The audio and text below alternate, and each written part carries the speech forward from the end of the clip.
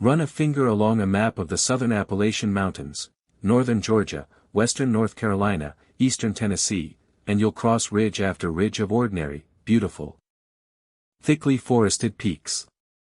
Walk those same ridges on foot, the way early European settlers did in the 1700s, and you'll occasionally stumble onto something the forest doesn't explain, a wall of stacked, dry-fitted stone running for hundreds of feet along a mountaintop. A boulder covered edge to edge in carvings no living person can fully translate. A ring of piled rock sitting exactly where no ring of piled rock should naturally occur. The people who found these structures first, Scottish, Ulster Scots, and English settlers pushing into the region in the 18th century, asked the Cherokee living nearby who had built them. And the answer they got back, recorded again and again across multiple separate encounters, was consistent: the Cherokee said they didn't know either. These structures were already old when their own ancestors arrived. That's not the setup for an alien conspiracy video, and we're not going to pretend it is. What follows are 7 real, physically documented stone structures scattered across the Appalachian Mountains, sites archaeologists have studied, dated, and in most cases reasonably explained.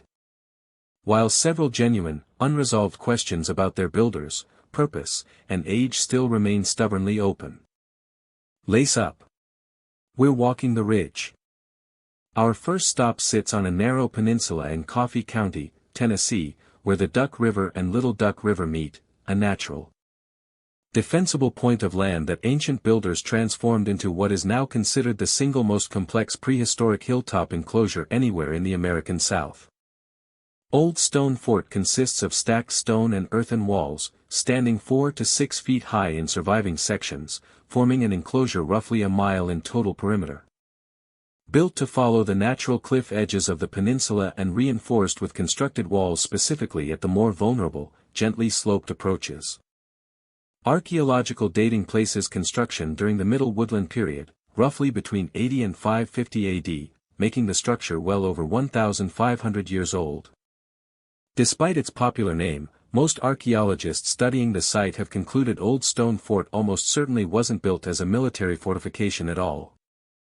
The walls, while extensive, don't form a continuous, unbroken defensive perimeter, and no evidence of large-scale permanent habitation, the kind you'd expect inside a genuinely defended settlement, has been found within the enclosure.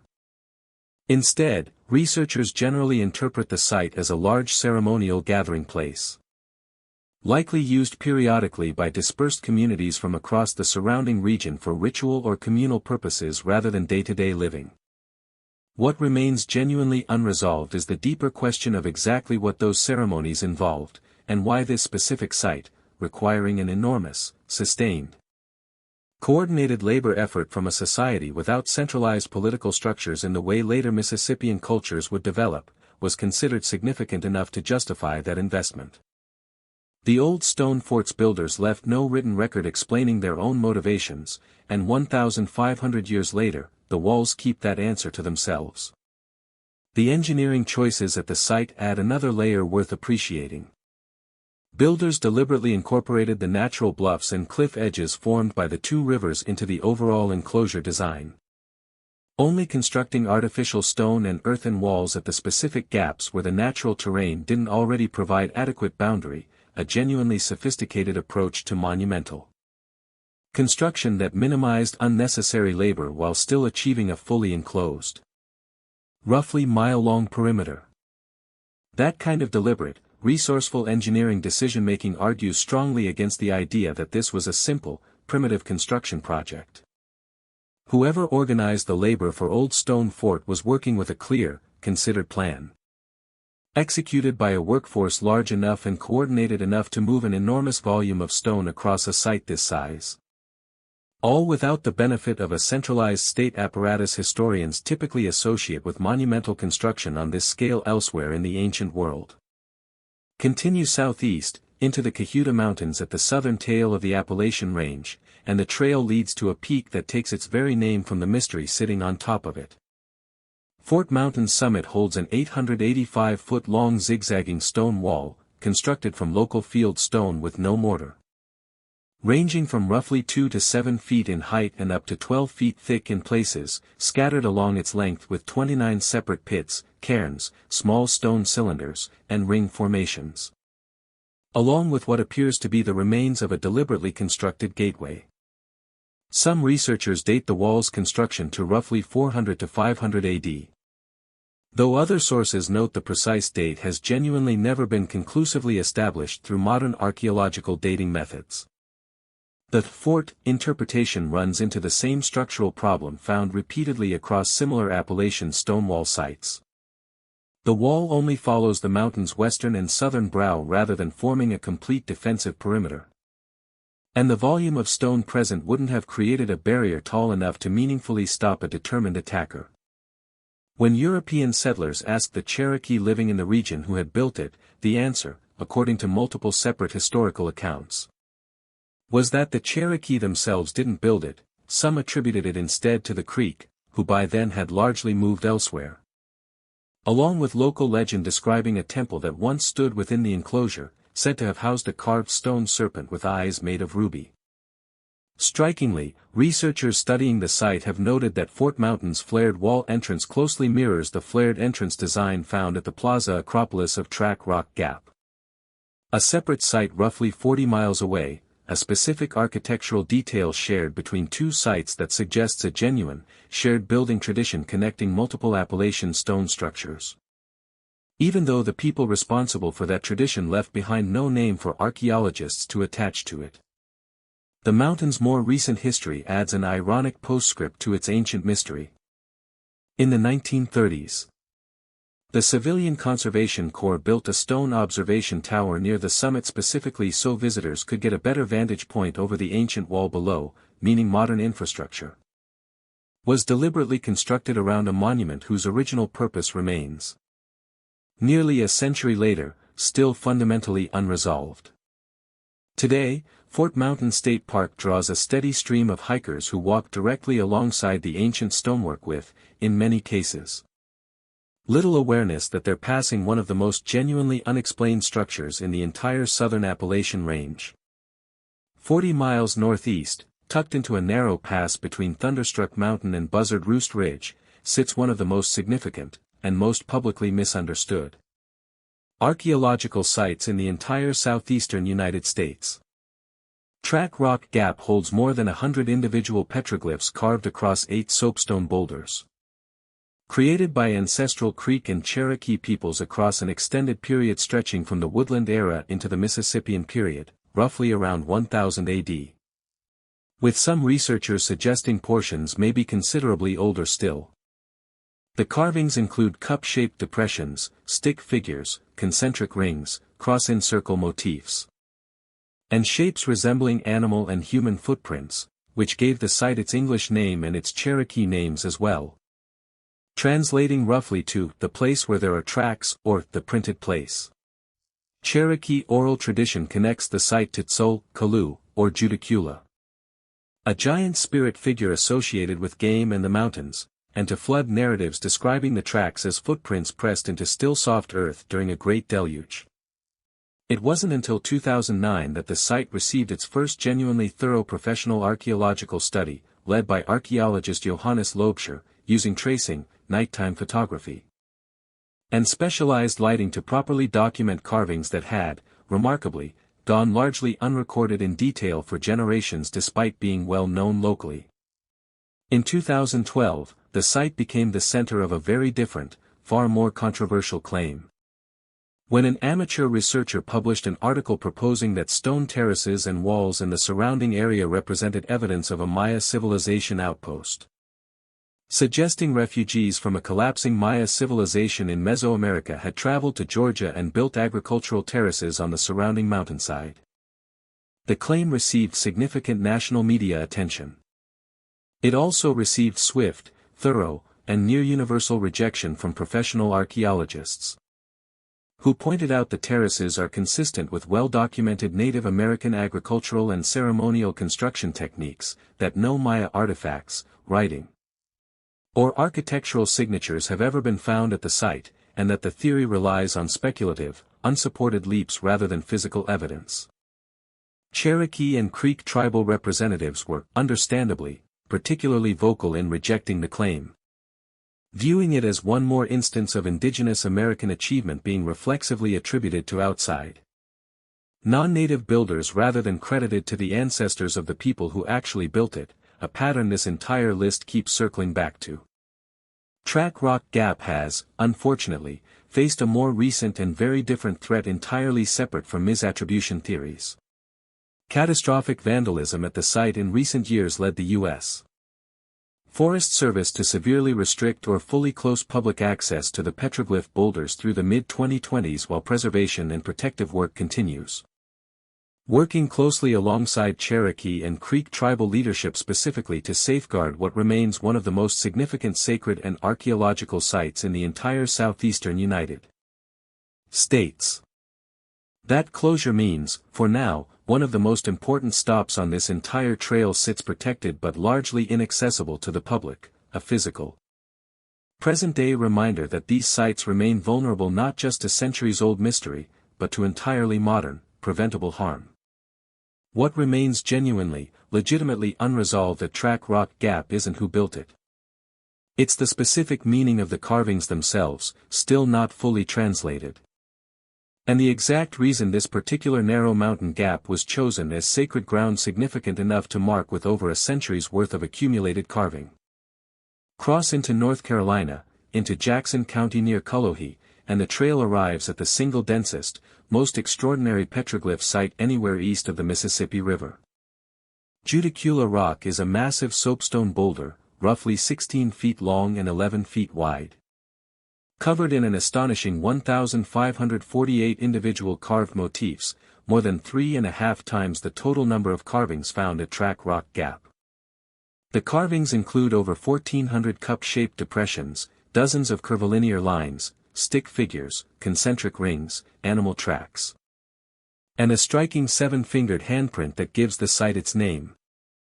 According to Cherokee tradition, the rock marks the territory of Judicula, an anglicized rendering of Tzul, Kalu, a slant-eyed giant spirit said to rule the surrounding mountains, who according to legend leapt down from the peaks and left his handprint in the stone as he did. What makes Judicula Rock genuinely, actively unresolved isn't the legend, but the dating and the meaning of the carvings themselves. Archaeological evidence shows the surrounding area was used as a soapstone quarrying and bowl manufacturing site dating back to the late Archaic period, with some researchers estimating carving activity may have begun as early as 3000 to 2000 BC, meaning if the earliest dates hold up, some of the carvings could predate the Cherokee Nation's own documented presence in the region, raising a genuinely open question about who exactly created the very earliest layer of markings. Before later generations, quite possibly including early Cherokee ancestors themselves, continued adding to the boulder across a span of well over 1,000 years.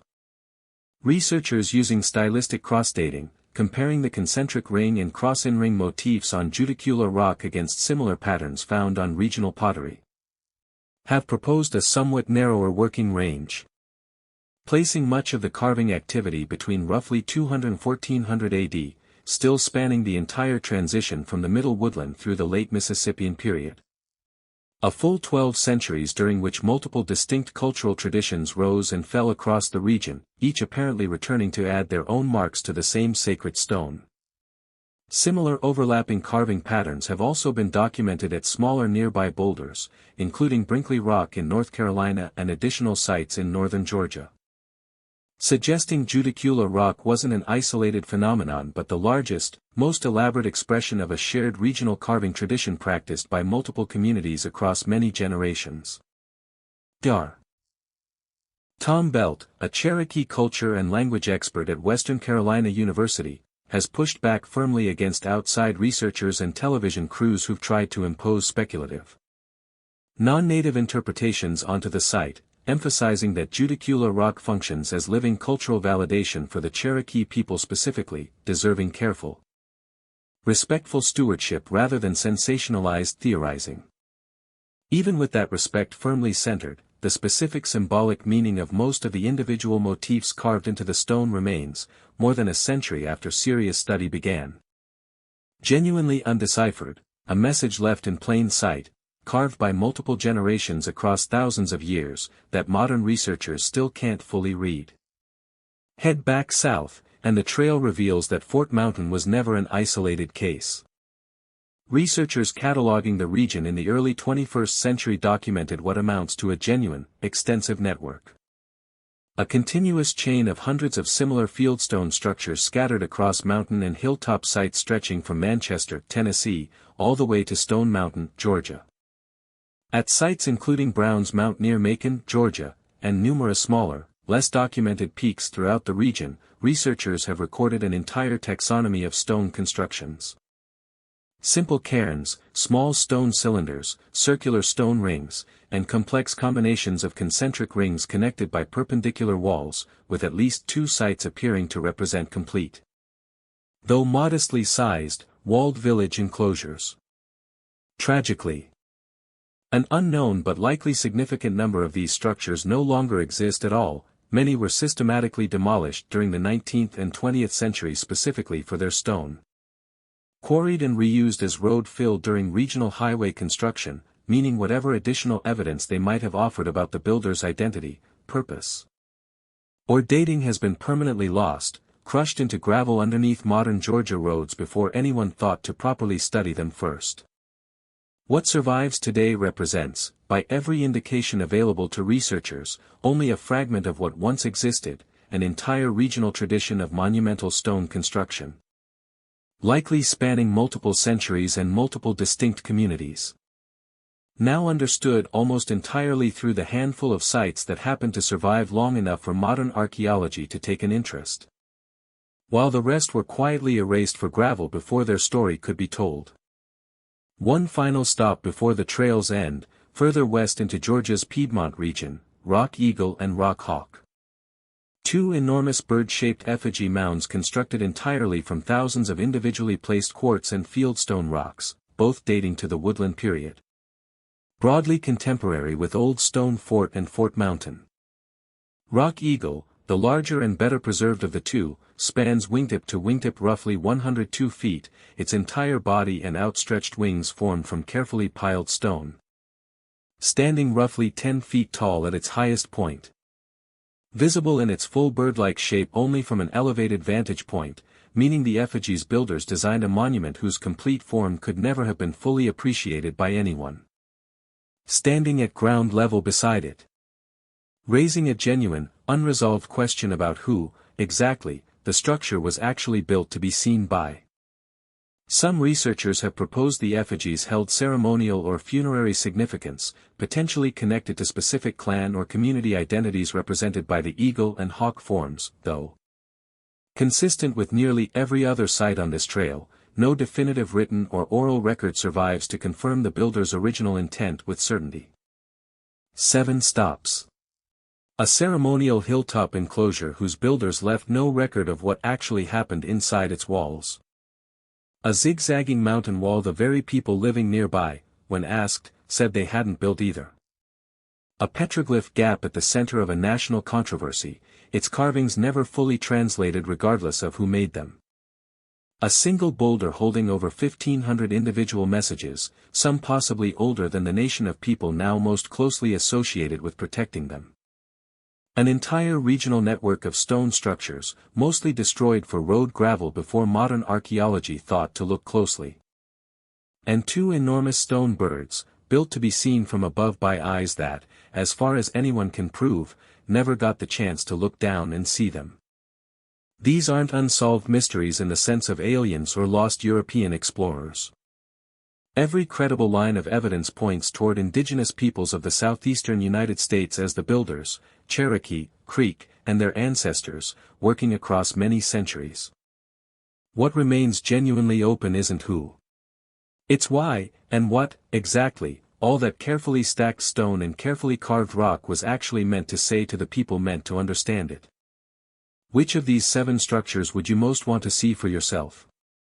Tell us in the comments, and if the idea that America's own mountains still hold questions this old and this unanswered is exactly what keeps you exploring, subscribe.